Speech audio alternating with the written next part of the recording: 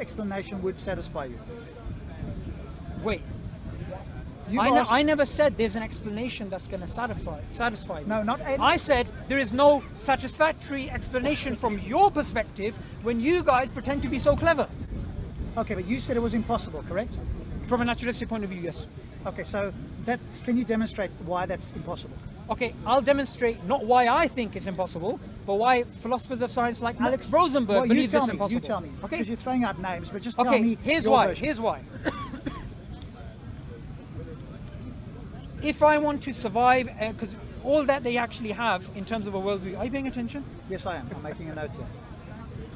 All that they have is survival and reproduction as an explanation for biochemistry, genetics, anatomy, psychology, linguistics. That's all they have. So the problem comes when you try to give an explanation about true and false beliefs. That's one layer of problem. So say that mushrooms. Now some mushrooms are poisonous. Now you can survive on a false belief, which is that all mushrooms are poisonous. You can survive on that belief. So if you can survive on a true belief, and if you can survive on a false belief, how can you make a distinction between the two? You can't. So what the actual fundamental problem from that layer is, how can we say our mind is trustworthy when our mind wasn't geared for truth, but survival? Okay, so one of the ones that I've heard and is of interest to me that I'm studying is... Do you understand it, or are you socialized into it? I'm looking into it. No, are you socialized or do you understand it? Socialized means that I've just grown up with it, isn't it? No. Society is saying, woo, woo, woo, this thing's true, so you say it's true too. It's like sheeps following each other. Is that what you really think atheists do? I truly believe 100% that's exactly what they do, and I made that claim that you do that too. 100% of the atheists? Yes.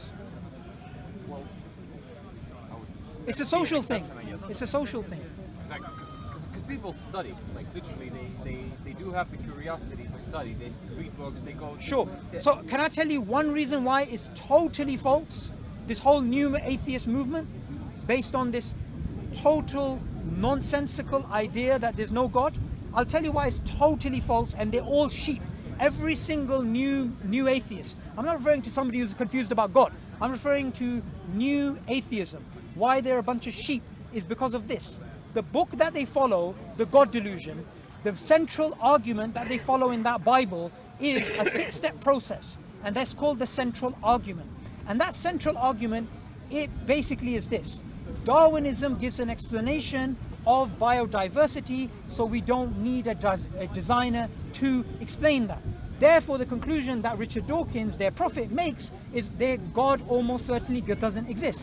Now, Charles Darwin himself would have disagreed with that conclusion. This is why neo-atheism is based on a falsehood. Darwin was never an atheist. He was a deist. He believed there was a God, but not a personal God, not Christianity or Islam or anything like that. The last decade of his life, because of the problem of evil, he became an agnostic. But he still said, my beliefs about God fluctuate. Sometimes he's a deist, sometimes he's an agnostic.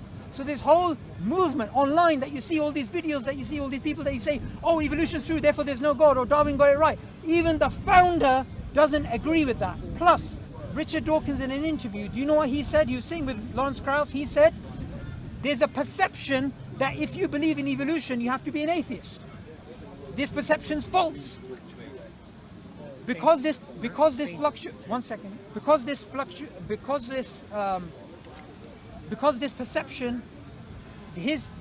perception exists that because evolution is true, therefore there's no God. He says that this perception is wrong. But because this perception exists, that to believe in evolution you have to disbelieve in God, he says all I have to do is prove to people that evolution is true, therefore God doesn't exist. So he is feeding on the ignorance of people. But that's not 100% of the atheists. Okay, this is a new atheism. New atheism. I'm not referring to every single Tom, Dick and Harry who's confused about God. I'm referring to new atheism, which I believe Rob is part of. Well, okay, so I don't subscribe. Are you part of that? I don't subscribe to that, so no. Oh, that's great. So you should ask So ahead of when time. you refer to people like Essence of Thought, when you refer to people like Aaron Ra, when you refer to people like Richard Dawkins, they are.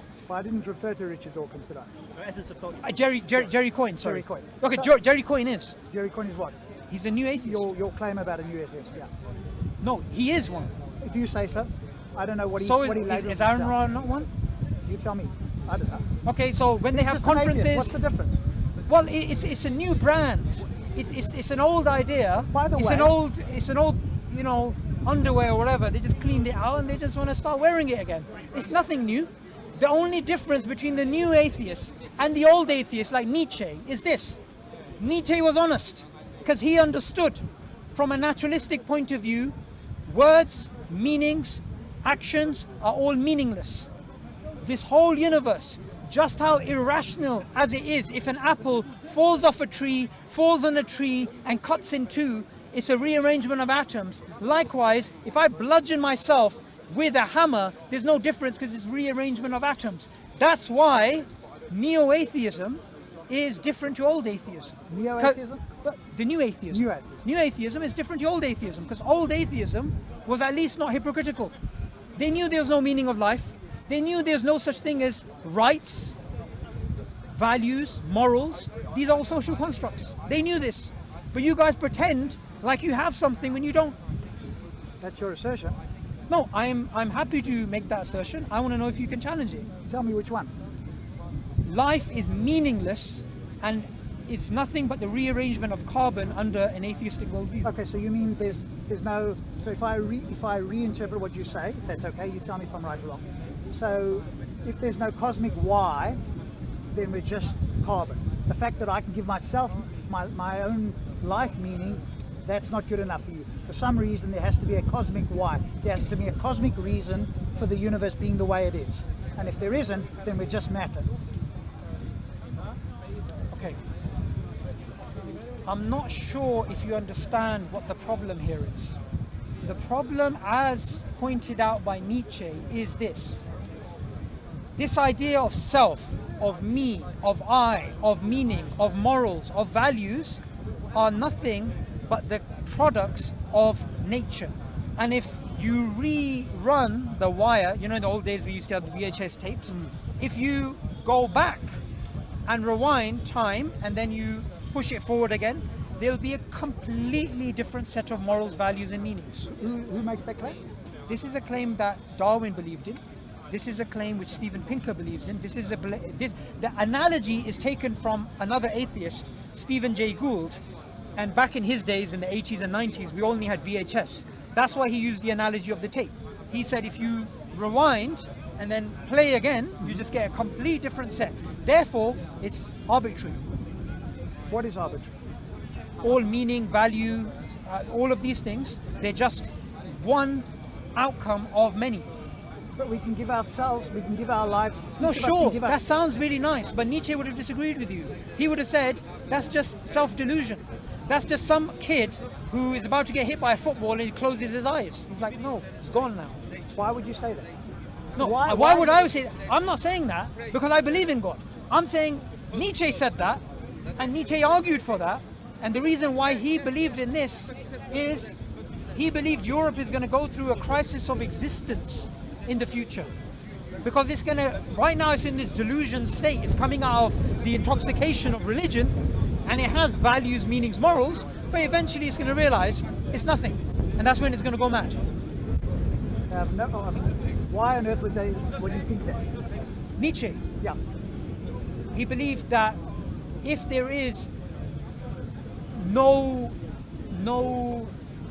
God, there is no purpose, there is no objective meaning, all that we are is the rearrangement of carbon, then anything, any action that we take is as meaningful as a leaf dropping from a tree. That sounds, dare I say it, ridiculous. Okay, well, look, read Nietzsche's book on Darwinism. The fact that It's actually called Nietzsche's Darwinism, published by Oxford. Read that. Nietzsche's Darwinism. Nietzsche's Darwin.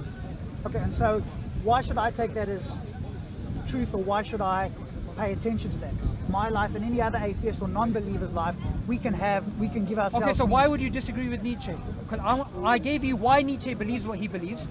So if I was Nietzsche and you were here, How would you explain how your worldview is different to mine? Firstly, Is your worldview as Nietzsche a theistic worldview? no, he was an atheist. How was he an atheist? Of course, he was an atheist. Right. Okay, so how is your worldview different to mine?